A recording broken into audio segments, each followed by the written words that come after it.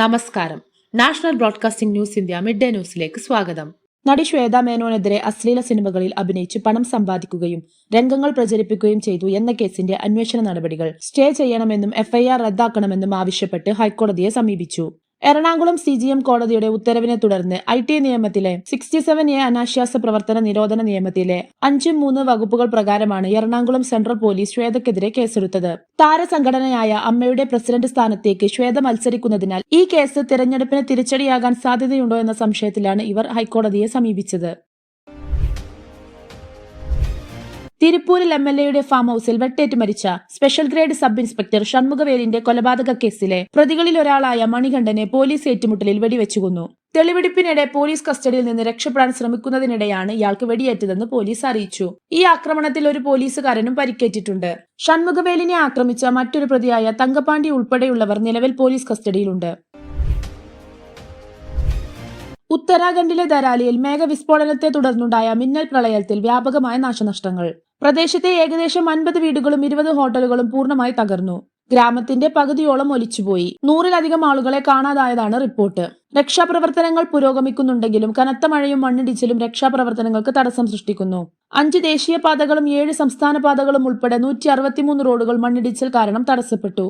Road മാർഗമുള്ള ഗതാഗതം പൂർണ്ണമായി നിലച്ചതിനാൽ വ്യോമമാർഗമുള്ള രക്ഷാപ്രവർത്തനങ്ങളും മോശം കാലാവസ്ഥ കാരണം പ്രതിസന്ധിയിലാണ്.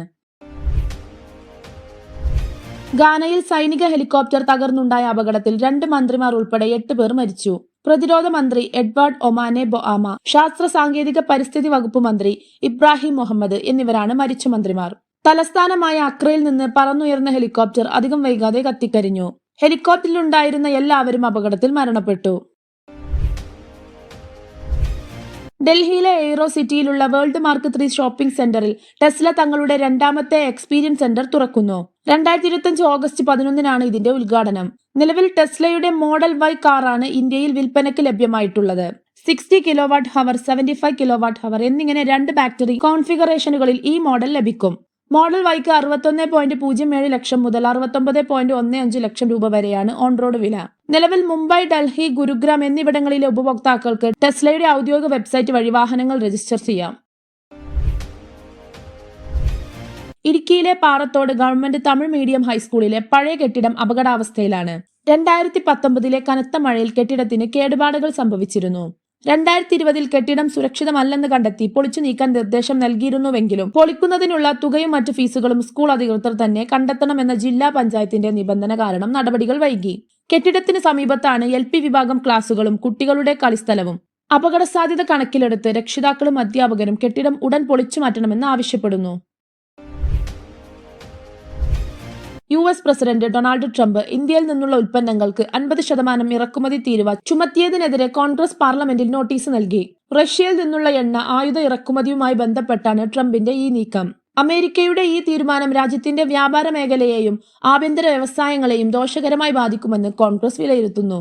ഇന്ത്യയുടെ സാമ്പത്തിക രംഗത്തിന് വലിയ വെല്ലുവിളി ഉണ്ടാകുമെന്നും പ്രതിപക്ഷം ചൂണ്ടിക്കാട്ടി. ഈ വിഷയം പാർലമെന്റിൽ ചർച്ച ചെയ്തത് കേന്ദ്ര സർക്കാരിൽ നിന്ന് വിശദീകരണം തേടാനാണ് കോൺഗ്രസിന്റെ ശ്രമം. പെരിന്തൽമണ്ണയിൽ ഓട്ടിസം ബാധിച്ച 6 വയസ്സുകാരനെ മർദ്ദിച്ച കേസിൽ അധ്യാപികക്കെതിരെ വകുപ്പ് തല നടപടികൾക്ക് വിദ്യാഭ്യാസ വകുപ്പ് നിർദ്ദേശം നൽകി. കുട്ടിയുടെ രണ്ടാനമ്മ കൂടിയാണ് ഈ അധ്യാപിക. ഭക്ഷണം നിഷേധിക്കുകയും പപ്പടക്കോൽ കൊണ്ട് പൊള്ളിക്കുകയും ചെയ്തതിന് പോലീസ് ഇവർക്കെതിരെ കേസെടുത്ത് അറസ്റ്റ് ചെയ്തിരുന്നു. കുട്ടിയുടെ മുത്തച്ഛൻ പരാതി നൽകിയതിനെ തുടർന്ന് ചൈൽഡ് ലൈൻ നടത്തിയ അന്വേഷണത്തിലാണ് കുട്ടി മർദ്ദനത്തിനിരയായതായി കണ്ടെത്തിയത്. കൂടുതൽ വാർത്തകൾക്കായി നാഷണൽ ബ്രോഡ്കാസ്റ്റിംഗ് ന്യൂസ് ഇന്ത്യ.